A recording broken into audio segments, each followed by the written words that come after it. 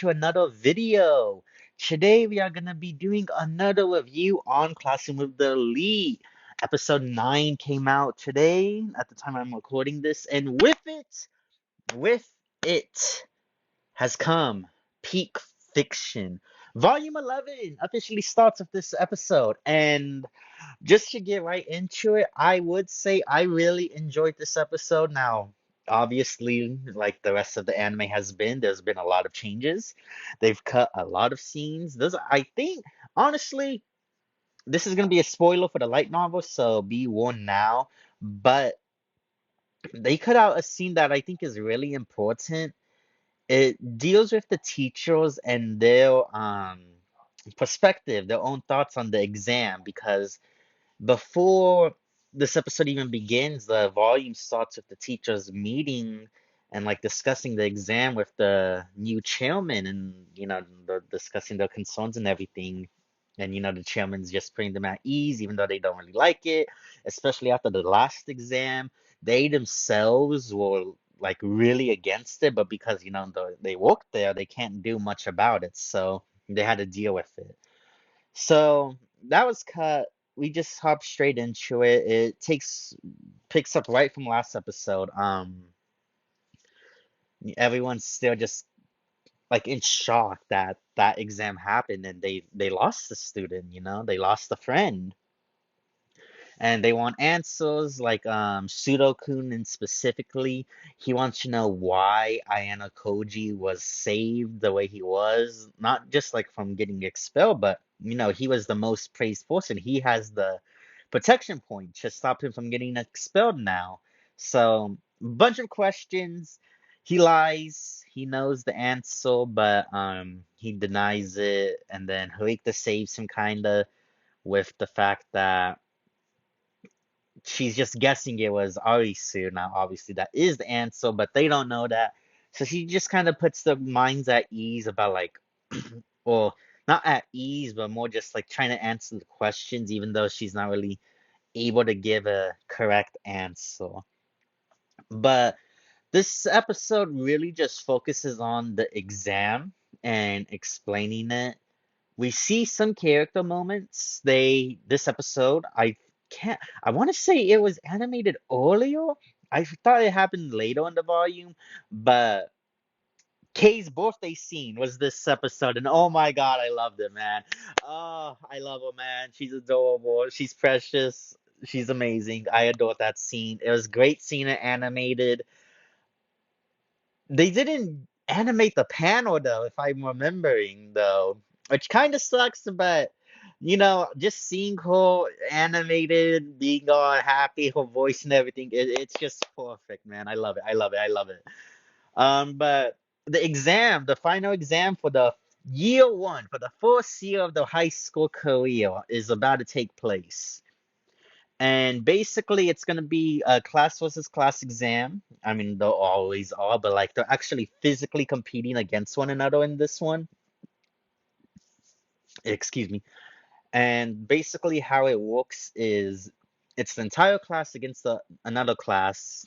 It's decided by a drawing by lottery. And each class chooses 10 activities. Anything. It can be rock, paper, scissors. It can be basketball. It can be chess. And they select 10 activities that they want to compete in. And then so does the other class for a total of 20. But only 10 of them are going to be played, 5 and 5 from each class. So the goal of that is to trick the enemy into what's going to be chosen. And chess is a big one. Chess is chosen by Class A. It's going to be Class C versus Class A, obviously, because it's Kiyotaka versus Arisu. And chess is chosen by Class A because how this exam works is one person is going to be the team captain, like leading the class. So they're not really able to be actively involved in the activities as compared to the other students are. So what chess does, and they make the one before I continue on with that, one thing to note is not only do they choose the activities, but they make the rules. The biggest one is there can't be draws. The second one is obviously, other than that, anything goes.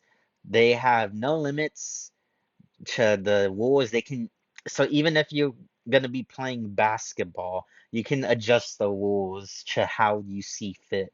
So, for example, in the chess game suggested by Artisu's class, the captains, the team captains, get controlling someone. They give the orders to the person to make the actual moves. They're not playing face to face here.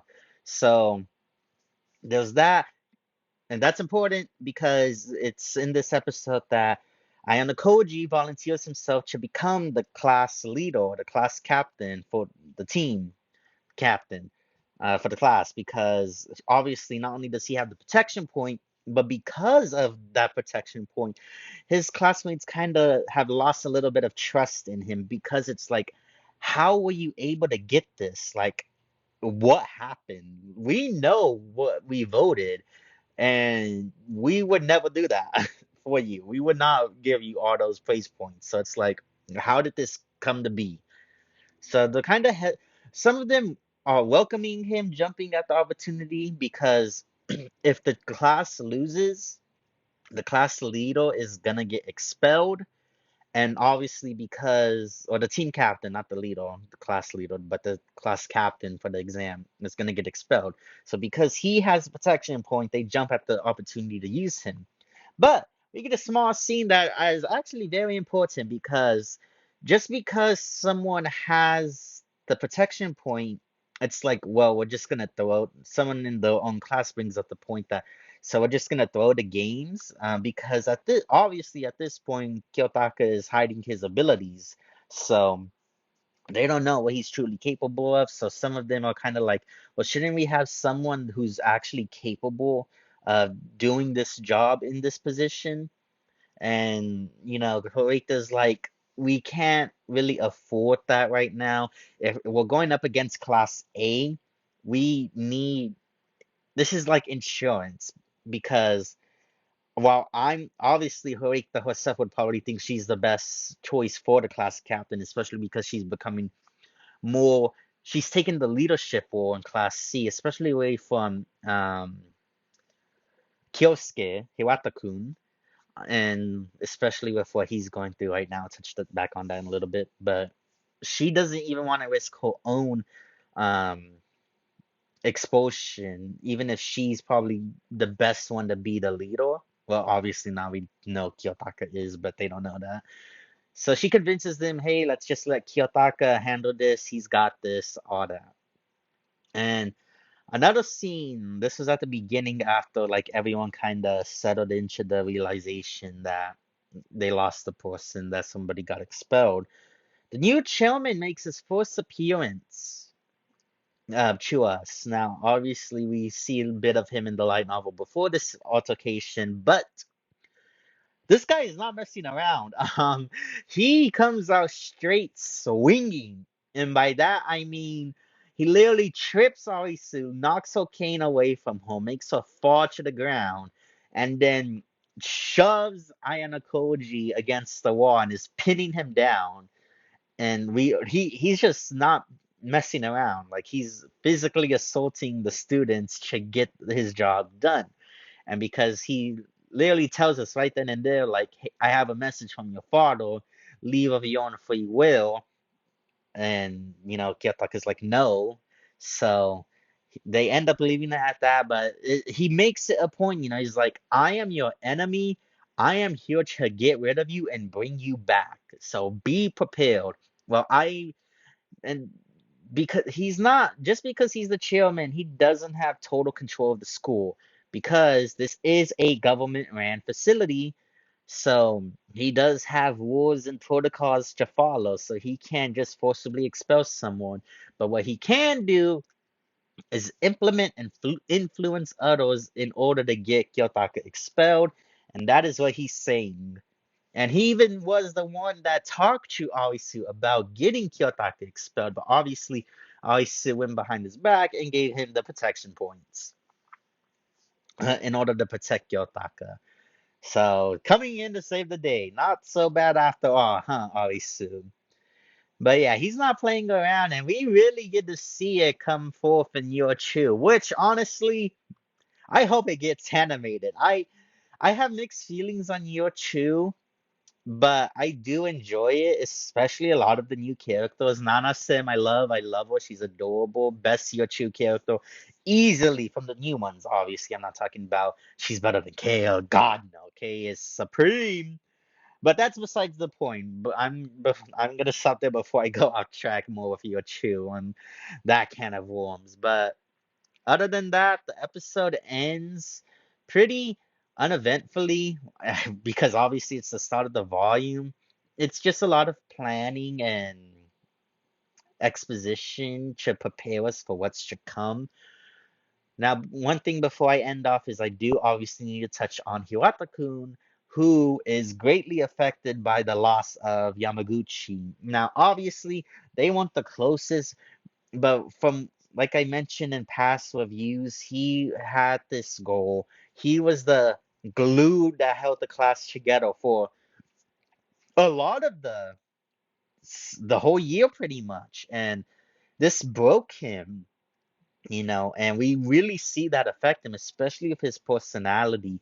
We see how he's gone from a kind and caring person to a cool, cold-hearted one because um Mi-chan, she's the one, the Chinese exchange student transfer with the pigtails, the purple hair in the class. She obviously has feelings for him. I think that was discussed in an earlier episode. I think in volume 9 or 10 it was. Um, but she tries to help Hiwata-kun the best she can, obviously because she cares about him. But it's not just her, it's everyone in the class, because he was such a good guy. He's done so much for them, so obviously they want to help him as well. But he's kind of locked himself out now. And, Mi-chan, he's always leaving straight after class, not staying to help and talk in this class discussions. And so she tries talking to him before he leaves. And, he's just like cold to her. He's like, leave me alone. I don't care. You have no business with me. And then, he's being really rude to her. And then Kay, obviously they dated, but they know each other's circumstances. And, she speaks up like, hey, man, I can get where you're coming from. You're dealing with this in your own way, but you're being really rude to Mi-chan. And he's like, I don't care. And he gets a little brutal. He's like, stop using my first name. We are not friends. We're not even dating anymore. And then obviously K switches up fast. It goes back to his last name. But he doesn't make it obvious. Obviously, Chihou he does, but I don't know if basically, when Kay's standing up for Mi-chan, Hiwata's like, stay out of this before I expose you, pretty much. And that does get Kay to shut up because obviously she's still tied down a little by her past and her secrets. So Hiwata is like really, he's gone over the edge. He's past the breaking point. So we get to see a lot more of that in the future, and his character is really gonna go through it. So I'm excited to see how they do it. Overall, again, I thought it was actually a really good episode. I was invested a lot more compared to the last two that we had. Now, obviously, that might be because this volume is peak, but even with all the changes, obviously that can change peak to garbage. But we'll see. I have I'm cautiously optimistic for these last few episodes.